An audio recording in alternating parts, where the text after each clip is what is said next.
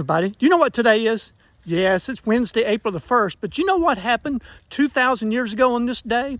It was the Passover. Jesus was crucified on the Passover on this day 2,000 years ago. But do you remember what happened the night before at the Last Supper? You know, a lot of us Christians, we kind of, gloss over the Passover supper, but the Passover supper was incredibly important.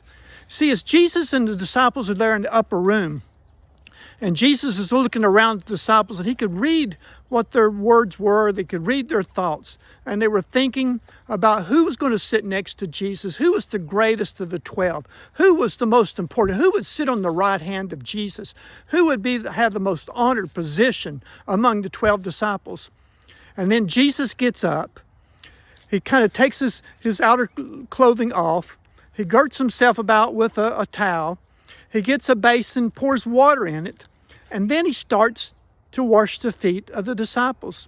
You see, one of the customary things in those days was they walked in shoes that were pretty open face, and they get dirty feet. And so it was customary that the servant would wash the feet of all the guests that came in there. Well, the disciples, they didn't make provision for that. And there they were. One of them should have washed Jesus' feet. But instead, he starts washing their feet. He becomes a servant. You see, Jesus is probably the most humble person who ever walked the face of the earth.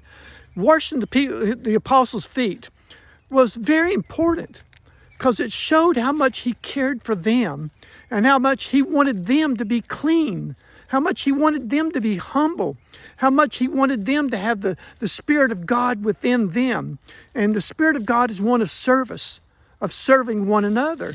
And here Jesus is serving them and washing their feet. And this is very humiliating to the apostles because they're very proud. And even Peter says, "Don't you dare wash my feet." And Jesus said, "If I don't wash your feet, then you have no part with me."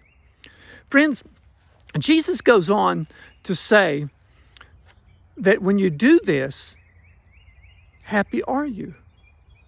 You see, not many in Christianity wash each other's feet anymore. We don't follow the real traditions of the Bible. We follow traditions of the church, which basically came out of paganism.